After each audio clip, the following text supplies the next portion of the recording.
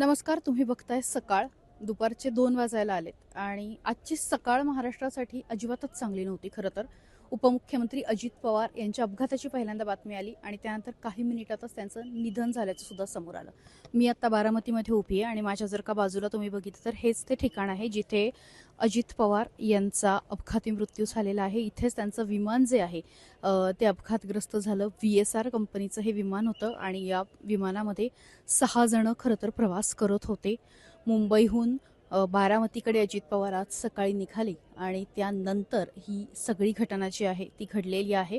बारामतीच्या जवळ आले तोपर्यंत या प्रवासामध्ये कुठलीही अडचण नव्हती, पण त्यानंतर जसं जसं धावपट्टीकडे यायला लागले तसं विमान काहीसं हेलकावे खाऊ लागलं आणि त्यानंतर इथे जवळच धडकून त्याच्या बाजूला जर तुम्ही बघितलं तर अवशेष जे आहेत ते पडलेले आहेत आणि जवळच धडकून त्याचा अपघात झाला. जवळ काही घरं आहेत, तिथल्या लोकांनी हा संपूर्ण अपघात बघितलेला आहे. अत्यंत ही सगळी दुर्दैवी घटना आहे. महाराष्ट्रामधलं राजकारण अजित पवारांशिवाय पूर्ण होऊ शकत नाही अशा प्रतिक्रिया आता यायला सुरुवात झालेली आहे. पण तुम्ही जर आजूबाजूला बघितलं बारामतीच्या नागरिकांनी सुद्धा आता घटनास्थळाकडे गर्दी केलेली आहे आणि नेमकं काय झालं हा प्रश्न जो आहे तो आता अनेकांच्या मनामध्ये आहे. नेमका कशा पद्धतीने हा अपघात झाला हा सुद्धा प्रश्न आहे.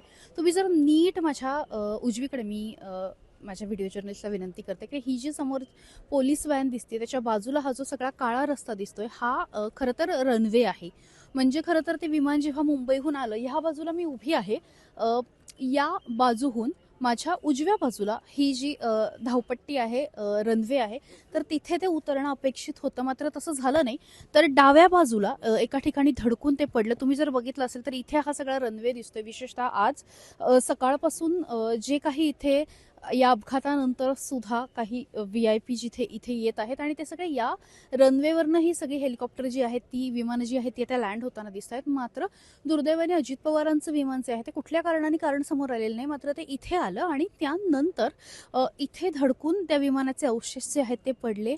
अर्थात हा अपघात इतका भीषण होता कारण स्फोट झालेला होता आणि स्फोटामध्ये अक्षरशः अवशेष असे बाजूला कितीतरी अंतरावरती उडून पडलेले होते. म्हणजे तुम्ही जर बघितलं त्या पोलिसांच्या बाजूला आणि त्याच्या बाजूला सुद्धा एक झाड दिसतंय त्या लाल गाडीच्या बाजूला, तिथपर्यंत त्या विमानाचे पंख म्हणा किंवा जे काही भाग आहेत ते तिथपर्यंत मला माहिती नाही कॅमेऱ्यात दिसू शकेल न दिसू शकेल, पण तिथपर्यंत ते पडलेले होते. इतका भीषण हा सगळा अपघात होता आणि या भीषण अपघातानंतर पुढचं भविष्य सांगायची खरं तर गरज नाहीये की अजित पवार यांच्यासह आतमध्ये जे काही 6 प्रवासी होते त्या सगळ्यांचा जागेवरतीच मृत्यू झाला.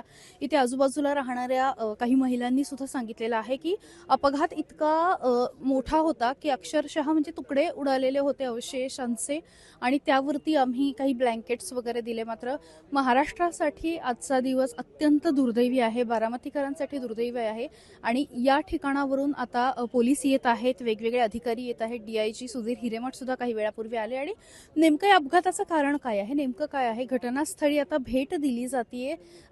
CRPFचे जवान सुद्धा उपस्थित आहेत आणि बघितलं जातंय की नेमकं या अपघाताचं कारण काय आहे, घटनास्थळी नेमकं काही सापडतंय का, या सगळ्याची खरं तर चौकशी वगैरे या गोष्टी पुढे होतील. मात्र या सगळ्यामध्ये दुर्दैव असं आहे की महाराष्ट्राचे उपमुख्यमंत्री या बारामतीचे नेते अजित पवार यांच्यासह 6 जणांना या दुर्दैवी अपघातामध्ये आपले प्राण गमवावे लागलेले आहेत.